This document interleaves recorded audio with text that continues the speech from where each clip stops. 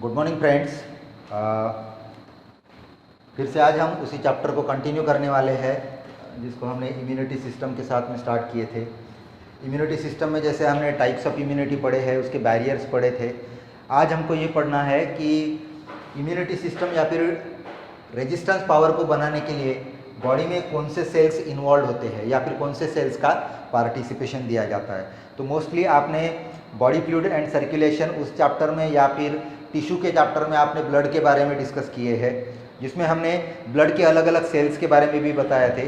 तो specially RBCs, डब्ल्यूबीसीज और platelets, ये तीन अलग अलग कैटेगरीज के सेल्स हमारे ब्लड में पाए जाते हैं, जिसमें से डब्ल्यूबीसीज खास करके ऐसे सेल्स हैं जिनको हम सोल्जर्स ऑफ द बॉडी करके नाम देते हैं।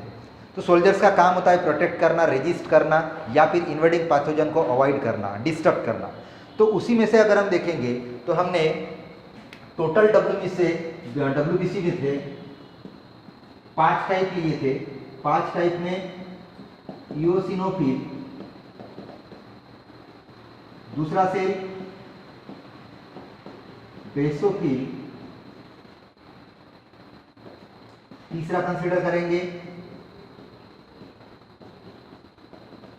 न्यूट्रोफिल्स, चौथा सेल मोनोसाइट और लास्ट में यहाँ पे हमने सेल को कंसीडर करना है लिम्फोसाइट करके। तो ऑलरेडी हम लोगों ने इसके स्ट्रक्चर, उसके इंपॉर्टेंट मॉडिफिकेशंस, उसका न्यूक्लियस कैसे होता है, शेप साइज क्या होता है, वो सब चीज़ें हमने कवर कर लिए थे। तो आप देख रहे होंगे हमने इम्यूनिटी में इन्नेट इम्यूनिटी और एक्वायर्ड इम्यूनिटी को डिवाइड किए थे। तो इन्नेट इम्यूनिटी का मतलब हमने पढ़े थे कि it is the non specific type of immunological power. तो नॉन स्पेसिफिक में कहीं पे भी आइडेंटिफिकेशन की कैपेसिटी नहीं दी जाती है, डिस्क्रिमिनेशन की कैपेसिटी नहीं दी जाती है। तो आप लोग देखेंगे इओसिनोफिल जो कि एंटी हिस्टामिन प्रॉपर्टी को शो करता है, तो ये नॉन स्पेसिफिक रहेगा क्योंकि पर्सन टू पर्सन आप देखोगे एलर्जिक रिएक्शन अलग अलग हो सकता है। Basophil just like a mast cell, it can produce the histamine to control the allergic reaction. इसका मतलब इओसिनोफिल और बेसोफिल दोनों नॉन स्पेसिफिक लेवल पे एलर्जिक रिएक्शन को मेंटेन करने के लिए रहेंगे। न्यूट्रोफिल और मोनोसाइट, ये दोनों सेल के बारे में भी हमने लोगों ने डिस्कस किया है, जिसमें दोनों का फैगोसाइटोसिस का प्रोसेस कंप्लीट करना एक इंपॉर्टेंट फंक्शन दिया जाता है। तो इन 5 सेल्स में से इन्नेट या फिर नॉन स्पेसिफिक इम्यूनोलॉजिकल पावर में ये 4 सेल्स इन्वॉल्व हो गए। अभी बचता है जो आज के टॉपिक के लिए हमारे लिए मोस्ट इंपॉर्टेंट है, that cell is recognised as a lymphocyte. तो हम इसके बारे में डिटेल में पढ़ने वाले हैं। तो बेसिकली हमारे ब्लड सैंपल में लिम्फोसाइट की क्वांटिटी नियर अबाउट 25% होती है। ठीक है, इन सेल की खासियत क्या है, ये ग्लोबुलर या फिर राउंडेड शेप के सेल्स रहेंगे, जिनमें न्यूक्लियस भी लार्जर साइज का और राउंडेड शेप का होता है। क्योंकि हमने बाकी के डब्ल्यूबीसीज के कंपैरिजन में अगर देखेंगे तो इओसिनोफिल में आप लोगों को पता है इसका न्यूक्लियस अलग होता है, बेसोफिल का न्यूक्लियस अलग होता है। जैसे इसमें देखेंगे आप तो यहाँ पे बाइलोब न्यूक्लियस मिलेगा, इसमें देखेंगे तो स्लाइटली ट्विस्टेड या फिर एस शेप का न्यूक्लियस होता है। न्यूट्रोफिल में आप देखेंगे मल्टीलोब न्यूक्लियस रहता है। मोनोसाइट में देखेंगे तो किडनी शेप या फिर बीन शेप का न्यूक्लियस होता है, और वैसे ही लिम्फोसाइट में ओवल या फिर राउंडेड शेप का न्यूक्लियस है। तो ये स्मॉलेस्ट डब्ल्यूबीसी कंसिडर की जाती है और इसको अभी हम कैटेगरी वाइज पढ़ेंगे। तो यहाँ पे लिम्फोसाइट के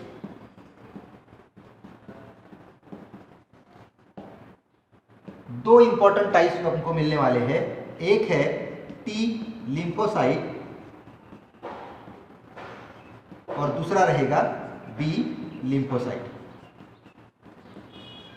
ठीक है, तो अभी आपको एक चीज क्वेश्चन के हिसाब से समझ में आ रही होगी कि यहाँ पे लिम्फोसाइट तो कॉमन है, लेकिन टी और बी का मतलब क्या है। तो हम लोग थोड़ा सा हिस्टोरिकल बैकग्राउंड की तरफ जाते हैं।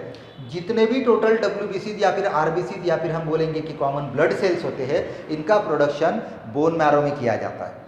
तो बोन मैरो डिराइव्ड सेल्स रहेंगे वो, जिनको हम हीमोएटोपोएसिस प्रोसेस के थ्रू फॉर्म करते हैं, प्रोड्यूस करते हैं।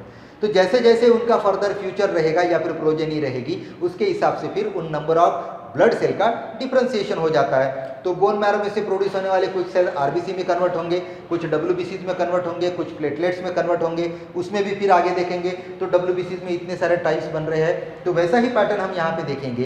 तो टी सेल का मतलब क्या होना चाहिए यहाँ पे, those WBCs, those lymphocytes which can produced into the bone marrow cells or the red bone marrow, but they are forwarded for the maturation into the thymus gland.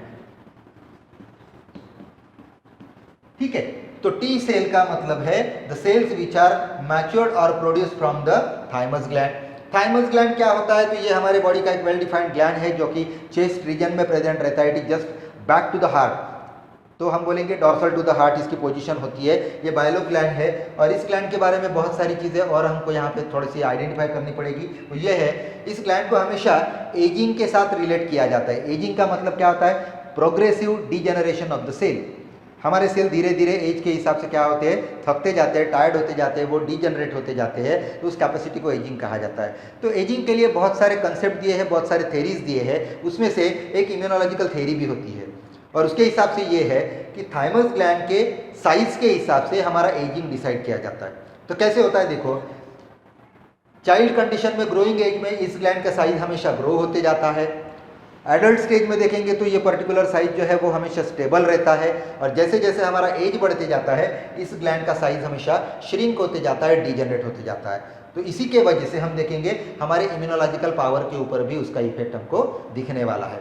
तो चाइल्ड कंडीशन में immunity थोड़ी सी week होती है क्योंकि gland का size कम है। Adult stage में stable होता है, इसीलिए एडल्ट स्टेज में स्ट्रॉन्ग इम्यूनिटी के साथ में होता है। और फिर से हम देखेंगे ये एज के हिसाब से ओल्डर एज में फिर से वीक होते जाता है। तो इसका मतलब क्या है? इसके साइज में भी डिजनरेशन होता होगा। तो ऐसे सेल्स जो प्रोड्यूस हुए थे बोन मैरो में, लेकिन उनका फाइनल मैच्योरेशन कहाँ पे हुआ? थाइमस ग्लैंड में। तो ऐसे सेल्स को हम बोलेंगे टी लिम्फोसाइट करके। उसी के साथ हम दूसरे सेल की तरफ आते हैं। अभी तो यहाँ पे हमने लिखा है बी लिम्फोसाइट या फिर बी सेल। तो हम यहाँ पे क्या बोलेंगे? These are the again nothing but the WBCs type of lymphocyte which can produced into the red bone marrow cells and also matured into the same site. मतलब bone marrow में उनका formation भी हो रहा है और उनका मैच्योरेशन भी वहीं पे होता है। तो यहाँ पे हम बी का मतलब क्या निकालेंगे? It is the bone marrow derived cells and T cells are called as the thymus derived cells. तो यहाँ पे क्या होता है देखो, ये जो बोन मैरो सेल्स है जो कि WBCs के प्रोडक्शन के लिए रिस्पॉन्सिबल हम बता रहे हैं, इनकी थोड़ी सी और एक हिस्ट्री है। सबसे पहले ये जो बी वर्ड लिया गया था ये बर्ड से आया था। बर्ड में कैसे? तो बर्ड में अगर हम देखेंगे एक ऑर्गन है, एक साइट है जिसको हम लिखेंगे बर्सा ऑफ फैब्रिसियस। बर्सा ऑफ फैब्रिसियस ये होता कहां पे है? तो बर्ड का क्लोएका। ठीक है, क्लोएका मतलब एक ऐसा ऑर्गन होता है, एक ऐसी ओपनिंग होती है जहां से अलग अलग सिस्टम्स को हम कम्युनिकेट करेंगे। फॉर एग्जांपल कंसिडर करना है, एक्सक्रीटरी प्रोडक्ट भी यहीं से रिलीज होंगे। बर्ड को अगर एग रिलीज करना है तो वो यहीं से होगा। फीकल मैटर का भी रिलीज करना है तो यहीं से होता है, which is finally open as anus. तो ये कॉमन चेंबर है, कॉमन ओपनिंग होती है जहां से हमको मल्टीपल यूजेस दिखेंगे। तो इस क्लोइकल पार्ट में आपको बर्ड में ये बर्सा ऑफ फैब्रिकस दिखता था। तो वहीं से फिर लिया गया था the site which is responsible for the production of WBC is called as the bursa of Fabricius. तो ये ऑर्गन ह्यूमन बीइंग में नहीं है। तो हम बोल सकते हैं कि कहीं ना कहीं इवोल्यूशन के वजह से बर्ड का ये जो बर्सा ऑफ फैब्रिकस नाम का ऑर्गन है ये मॉडिफाई होके हमारे बोन मैरो में कन्वर्ट हो चुका है। क्योंकि आपको बर्ड्स में बोन मैरो का फॉर्मेशन नहीं मिलता है, खास करके रेड बोन मैरो में, वहाँ पे कैविटीज फिलअप नहीं किए जाते हैं। तो ये ऑर्गन का मॉडिफिकेशन हमारे बॉडी में बोन मैरो में हुआ है। तो इसीलिए हमको फाइनली कंसिडर करके चलना है बोन मैरो को। तो मीनिंग समझ में आ रहा है बेटा आपको कि बोन मैरो में सेल्स प्रोड्यूस होंगे, लेकिन अगर उनका मैच्योरेशन टी थाइमस ग्लैंड में हो रहा है तो उसको टी सेल बोलेंगे, और जिनका फॉर्मेशन और मैच्योरेशन दोनों बोन मैरो में ही होता है तो उनको हमने बी लिम्फोसाइट करके नाम देना है। यहाँ तक आप लोगों की आइडिया क्लियर हो चुकी है। खास करके एक्वायर्ड इम्यूनिटी में या फिर एडॉप्टिव इम्यूनिटी में सबसे इंपॉर्टेंटली यहाँ पे अगर कोई सेल इन्वॉल्व है तो वो कौन सी रहेगी? लिम्फोसाइट रहेगी। इसमें भी अगर डिफरेंशिएशन कंसिडर करना है तो नियर अबाउट 70 to 75% इन सेल्स का प्रेजेंस रहेगा और नियर अबाउट देखेंगे 25 to 30% पे ये सेल्स आपको दिखेंगे। ये कंट्रीब्यूशन है इन सेल्स का टू मेंटेन द इम्यूनिटी और रेजिस्टेंस पावर। अभी हम और थोड़ा डिटेल में जाएंगे। जो कल हमने पढ़े थे उसी नॉलेज को आज यहाँ पे इसको अप्लाई करेंगे हम। कैसे? तो हमने कल बताया था कि एक्वायर्ड इम्यूनिटी हमेशा स्पेसिफिक होती है। It is giving the proper identification और recognition of the invading pathogen. तो वो रिकॉग्निशन किस तरीके से होता है या फिर इस सेल को एक्टिवेशन कैसे मिलता है। तो आपको यहाँ पे एक चीज़ ध्यान में रखनी पड़ेगी, जब भी हमारी नॉन स्पेसिफिक इम्यूनिटी या फिर नॉन स्पेसिफिक इम्यूनोलॉजिकल रिस्पॉन्स या बैरियर फेल होंगे किसी भी पैथोजन को डिस्ट्रक्ट करने के लिए या फिर उसको इन्वेड होने के लिए, अवॉइड करने के लिए, तो उस टाइम पे कुछ एंटीजन प्रेजेंटिंग सेल्स रहते हैं। ये सेल्स वो कम्युनिकेशन का काम करते हैं कि अभी नॉन स्पेसिफिक बैरियर जो है वो टोटली फेलियर हो चुके हैं, तो अभी हमको स्पेसिफिक बैरियर को एक्टिवेट करना है। तो एक्वायर्ड इम्यूनिटी का एक्टिवेशन वहीं से होगा। तो फिर कैसे होता है, देखो सबसे पहले वर्किंग में देखेंगे तो टी सेल। टी सेल क्या होता है, तो ये इंपॉर्टेंट रहेगा, this is the important question. It gives the maintenance of cell mediated immunity. समझ में आ रहा है आप लोगों को कि टी सेल का मेन रोल कहाँ पे है, ये हमारे बॉडी में स्पेसिफिक रिस्पांस में सेल मेडिएटेड इम्यूनिटी को कंस्ट्रक्ट करता है, उसको मेंटेन करता है। अब इसका मीनिंग क्या है ये भी हम आगे देखेंगे। सेल मेडिएटेड क्यों नाम दिया है, जैसे ही कोई एंटीजन रिकॉग्नाइज होगा, ये रिकॉग्नाइज होने के बाद में इसका मैसेज जो है वो टी सेल की तरफ कन्वे किया जाता है। जैसे ही टी सेल एक्टिवेट होगा, it get proliferate into 4 progeny. ठीक है, 4 अलग अलग सेल में ये कन्वर्ट होगा। कौन से 4 सेल रहेंगे, एक है TH, दूसरा है TC और TK cell, then third one is TS and lastly TM। ठीक है, इसका मीनिंग समझ लीजिए। H stands for helper cell, TC और TK cells it is the cytotoxic और killer cell. S stands for suppressor cell and lastly M stands for memory cells। तो यहाँ पे आपको समझना पड़ेगा इनके वर्किंग नेचर के हिसाब से। मैं आपको क्या बता रहा था कि when the non-specific barriers are completely failed, they are insufficient to disrupt the invading pathogen. At that time, we need to activate the specific response, and for that we have to come to the acquired immunity। तो acquired immunity में जैसे ही working start होता है, तो सबसे पहले working में हमको क्या दिखाना है, टी सेल का वर्किंग दिखाना है, टी लिम्फोसाइट का वर्किंग दिखाना है। तो इनमें जैसे ही एंटीजन का कांटेक्ट आएगा, ये टी सेल सडनली प्रोलिफरेट होता है, डिवाइड होता है या फिर डिफरेंशिएट होता है 4 अलग अलग प्रोजेनी में, जिसमें हेल्पर सेल बनेगा, साइटोटॉक्सिक या फिर किलर सेल बनेगा, सप्रेसर सेल बनेगा और मेमोरी सेल बनेगा। तो जैसे हमने इनको नाम दिया है उसी के हिसाब से अगर हम देखेंगे तो इनका वर्किंग नेचर भी होता है। किस तरीके का वर्किंग होगा, तो सबसे पहले हम स्टार्ट करेंगे साइटोटॉक्सिक सेल से। नाम ही हमने साइटोटॉक्सिक दिया है, इसका मतलब क्या है, रिलेटेड टू द साइटोप्लाज्म। इनके साइटोप्लाज्म के अंदर कुछ सिक्रेशंस होते हैं, कुछ केमिकल कंपोजिशंस होते हैं, जिनके वजह से फाइनली हम किसी भी पैथोजन का डिस्ट्रक्शन कर सकते हैं। तो that particular components are called as perforins. ठीक है, कॉमनली दीज आर लिम्फोकाइन्स। ठीक है, तो साइटोटॉक्सिक सेल सबसे पहले एक्शन में आएगा, उस पैथोजन की तरफ जाने के बाद में वो साइटोटॉक्सिक एक्टिविटी को परफॉर्म करेगा, साइटोप्लाज्म से कंटेंट को रिलीज करेगा, या फिर ये फैगोसाइटोसिस को परफॉर्म करने के बाद में किसी भी पैथोजन को अंदर ले लेगा और फाइनली उस केमिकल कंपोजिशन की वजह से उस पैथोजन को डिस्ट्रैक्ट करने की कोशिश की जाती है। लेकिन कभी कभी ये होता है कि अगर इन्वेडिंग पैथोजन का डोज और इसका मल्टीप्लिकेशन रेट अगर मैच नहीं है, तो हम देखेंगे ये सेल्स कंटिन्यूसली कम पड़ते जाएंगे और फाइनली हमारे पैथोजन का मल्टीप्लिकेशन हायर होते रहेगा। तो फिर ये कुछ देर तक वर्क करते रहेगा, ट्राई करते रहेगा for the destruction of invading pathogen. लेकिन अगर हम ये देखते हैं कि इस रिस्पॉन्स के दौरान हमको ये भी एक प्रिकॉशन लेना है कि ये रिस्पॉन्स हमारे बॉडी के हेल्दी सेल्स को, ओन सेल्स को डिस्टर्ब ना करे, क्योंकि उससे हमको ऑटो इम्यूनोलॉजिकल डिसऑर्डर भी क्रिएट होने के चांसेस हो सकते हैं। तो इसीलिए उन चांसेस को हम अवॉइड कैसे करेंगे, तो जैसे ही देखा जाता है कि साइटोटॉक्सिक एक्टिविटी कंप्लीट हो गई है, तो सडनली ये जो तीसरा सेल है सप्रेसर सेल, ये क्या कर देगा, साइटोटॉक्सिक एक्टिविटी को बंद कर देता है। ये हो गई पहली सिचुएशन। या फिर दूसरी सिचुएशन क्या हो सकती है कि कंटिन्यूसली लॉन्ग टर्म के लिए इसका इफेक्ट हो रहा है, लेकिन वो जो पैथोजन है वो 100% डिस्टर्ब नहीं हो पा रहा है। तो उस टाइम पे हम क्या करेंगे, थोड़ी देर तक उस रिस्पॉन्स को कंटिन्यू होते हुए दिखेंगे और फाइनली ऐसा पता लग जाता है कि आप कितने भी टाइम पे इस रिस्पॉन्स को प्रोड्यूस करोगे तो वो इन्वेडिंग पैथोजन जो है या फिर जो एंटीजन है वो डिस्टर्ब नहीं होता है। तो suppressor now cell coming in the action and finally it stop the secretions और the action of cytotoxic cell. तो इसको सप्रेस करने का काम साइटोटॉक्सिक एक्टिविटी को हम टीएस सेल से दे सकते हैं। तो 4 में से 2 सेल का काम यहाँ पे हो गया। तीसरे सेल की तरफ हम आ रहे हैं। तो तीसरा सेल कौन सा बताया मैंने, मेमोरी सेल्स।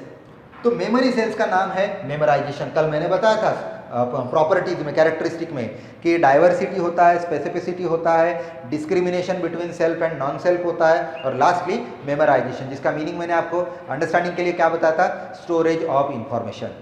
तो अभी तक का जितना रिस्पांस यहाँ पे प्रोड्यूस किया गया है हमारे बॉडी की तरफ से, रेजिस्टेंस पावर की तरफ से, उस रिस्पांस को यहाँ पे क्या किया जाता है, स्टोर करके रखा जाता है। और जैसे ही हम इसको स्टोर करेंगे इसको फ्यूचर के लिए हम इजीली यूटिलाइज कर सकते हैं। तो power of memorisation is given by the memory cell. तो सप्रेसर सेल के पहले साइटोटॉक्सिक सेल ने किस तरीके का रिस्पांस प्रोड्यूस किया, कितने परसेंट पे जाके वो बैक्टीरिया या फिर वायरस या फिर माइक्रो ऑर्गेनिज्म डिस्टर्ब हुआ, ये पूरा रिस्पांस जो है यहाँ पे मेमोराइज करके रखा जाता है।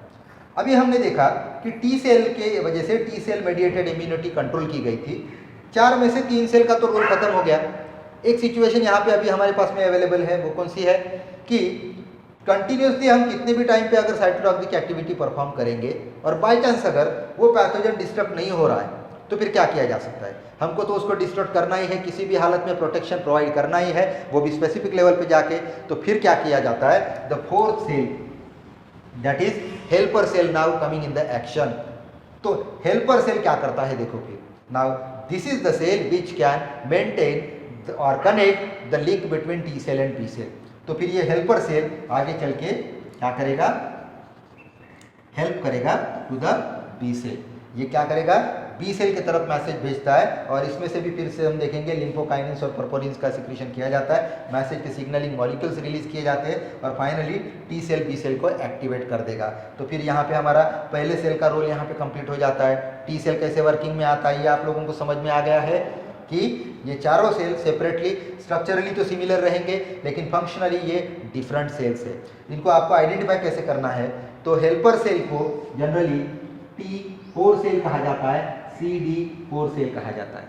वैसे ही साइटोटॉक्सिक या फिर किलर सेल को CD8 सेल या फिर T8 सेल कहा जाता है।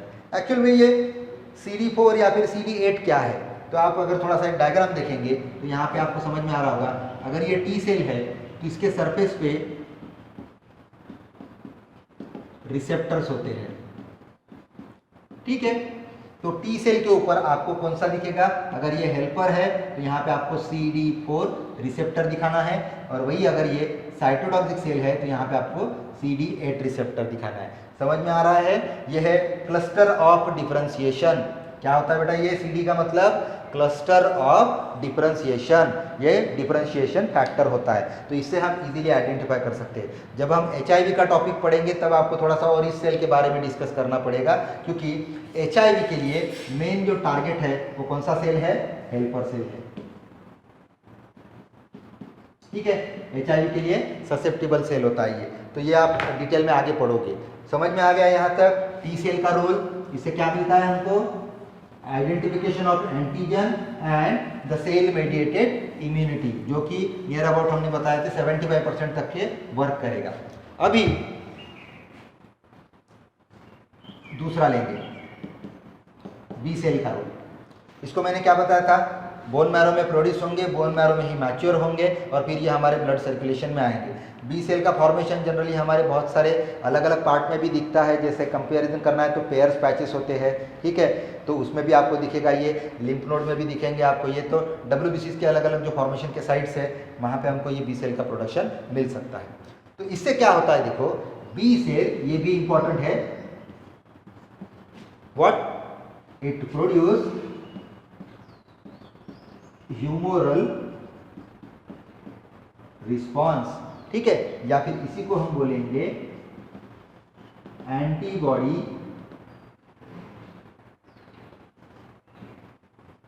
Mediated immunity.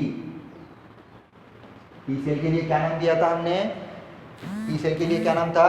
Cell mediated immunity. यहाँ पे क्या नाम देना है हमको? बी सेल मेडिएटेड इम्यूनिटी, या फिर इसको कहा जाता है ह्यूमोरल इम्यूनिटी या फिर रिस्पॉन्स और एंटीबॉडी मेडिएटेड इम्यूनिटी। यहाँ पे ह्यूमोर का मतलब क्या होता है? It is the body fluid. ठीक है, तो ह्यूमर मतलब बॉडी फ्लूइड, तो इसीलिए यहाँ पे आपको एंटीबॉडी का फॉर्मेशन मिलता है, एंटीबॉडी का लोकेशन मिलता है यहाँ पे, इसीलिए इसको एंटीबॉडी मेडिएटेड भी कंसिडर करेंगे। तो कंसिडर कीजिए प्रीवियस डायग्राम की तरफ, हम यहाँ पे निकाल रहे हैं टी सेल। टी सेल में हमने दिए थे 4 सेल, कौन से थे? TH, TC, TS and TM, चारों का वर्किंग हमने देखे थे। तो ये 3 तो ऑलरेडी कंप्लीटेड रहेंगे। ठीक है, और लास्ट में क्या होता है? T helper cell will now activate the B cell. तो जैसे ही ये बी सेल की तरफ आता है तो हम देखेंगे कि बी सेल को एक्टिवेट करने के बाद again it can differentiated into 2 progeny. जैसे टी सेल का एंटीजन के साथ में कांटेक्ट आने की वजह से क्या हुआ था? 4 सेल में प्रोडक्शन हुआ था। वैसे ही बी सेल का हेल्पर सेल के साथ कांटेक्ट आने की वजह से, या फिर इनडायरेक्टली हम ऐसा बोल सकते हैं कि जब हेल्पर सेल बी सेल को एक्टिवेट करता है तब ये खुद को डिफरेंशिएट करता है 2 अलग अलग प्रोजेनी में। तो इसमें से क्या बनेगा? एक बनता है बी प्लाज्मा सेल, ठीक है, और दूसरा लिखेंगे हम बी मेमोरी सेल। इसको लिखा कैसे जाता है? BM और BP सेल। अभी दोनों को फिर से वर्किंग वाइज हम डिवाइड करेंगे। जैसे ही एक्टिवेशन बी सेल को मिल गया तो इसमें से जो प्लाज्मा सेल होता है ये खास करके स्पेशलाइज सेल्स किसके लिए बनाया गया है? It is for the production of antibody. ठीक है, ये क्या करेंगे? एंटीबॉडी प्रोड्यूसिंग सेल्स रहेंगे। तो इनके वजह से हम देखेंगे फाइनली कि एंटीबॉडी का प्रोडक्शन कंप्लीट किया जाता है। और आपको एक चीज कंफर्म करके चलनी है, जब भी हमारे बॉडी में रिस्पॉन्स के लिए एंटीबॉडी का प्रोडक्शन किया जाता है तो 101% स्पेसिफिक इम्यूनिटी वहाँ पे काम करती है। मतलब जो स्पेशलाइज एंटीजन बॉडी में एंटर हो चुका है उसके हिसाब से एग्जैक्ट पावर का, एग्जैक्ट स्ट्रेंथ का हमारे बॉडी ने क्या किया है? रिस्पॉन्स प्रोड्यूस किया है। और वो रिस्पॉन्स कौन से फॉर्मेट में रहेगा? एंटीबॉडी के फॉर्मेट में। तो यहाँ पे हम ऐसा बोल सकते हैं कि 100% इन्वेडिंग पैथोजन का डिस्ट्रक्शन यहाँ पे होने वाला है। जो एंटीबॉडी जिस एंटीजन के लिए, जिस पैथोजन के लिए प्रोड्यूस की गई थी, उस रिस्पॉन्स को ये दूसरा सेल क्या करता है? स्टोर करके रखता है। मतलब पावर ऑफ मेमोराइजेशन आ गया यहाँ पे।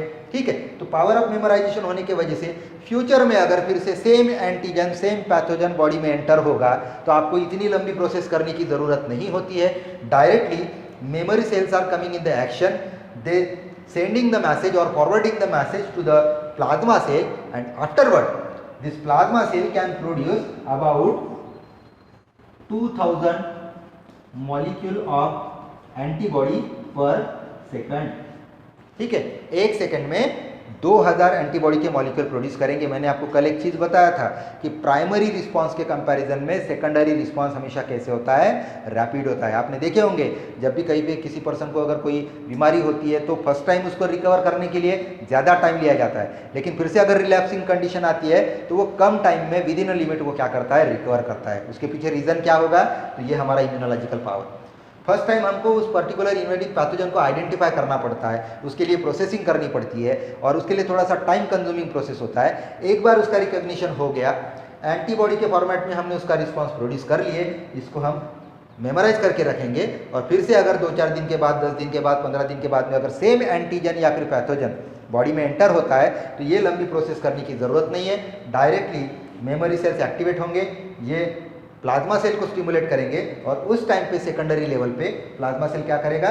2000 मॉलिक्यूल ऑफ एंटीबॉडीज पर सेकेंड वो प्रोड्यूस करेगा और इसीलिए सेकेंडरी रिस्पांस कैसे होता है? रैपिड रहेगा, फास्टर रहेगा। तो इस चीज़ को आप लोगों ने भूलना नहीं है, ये मोस्ट इंपॉर्टेंट है। खास करके ये नाम बी सेल को हम ह्यूमोरल इम्यूनोलॉजिकल रिस्पांस के साथ बताते हैं, एंटीबॉडी मेडिएटेड ये रिस्पांस कहा जाता है और ये पर्टिकुलर बी सेल का हमको रोल भी ध्यान में रखना है। तो मुझे लगता है कि यहाँ तक आपका ये इम्यूनिटी सिस्टम का जो ये टॉपिक है ये कवर हो चुका होगा। बी सेल क्या है, टी सेल क्या है, इनका इन्वॉल्वमेंट कैसे होता है, तो समझ में आ गया। कि स्पेसिफिक इम्यूनोलॉजिकल पावर को मेंटेन करने के लिए सबसे इंपॉर्टेंटली लिम्फोसाइट नाम का जो WBC है वो मोस्ट इंपॉर्टेंट होता है। उसमें टी सेल भी रहेगा और उसमें बी सेल भी रहेगा। ठीक है, टी सेल का और एक रोल थोड़ा सा बच गया है, वो बता देता हूँ। टी सेल में खास करके अगर देखेंगे साइटोटॉक्सिक सेल, ये जनरली टिश्यू रिजेक्शन का काम करता है। टिश्यू रिजेक्शन मतलब क्या है, कंसिडर करो किसी पर्सन में एखादा टिश्यू अगर ट्रांसप्लांट करना है, एखादा ऑर्गन अगर ट्रांसप्लांट करना है, अगर वो मैच नहीं होगा तो उसको रिजेक्ट करने का काम कौन करता है, साइटोटॉक्सिक या फिर किलर सेल करता है। दूसरा आप देखेंगे इंट्रासेल्यूलर एंटीजन। इंट्रासेल्यूलर का मतलब क्या है, जो हमारे बॉडी से ही जनरेट होंगे।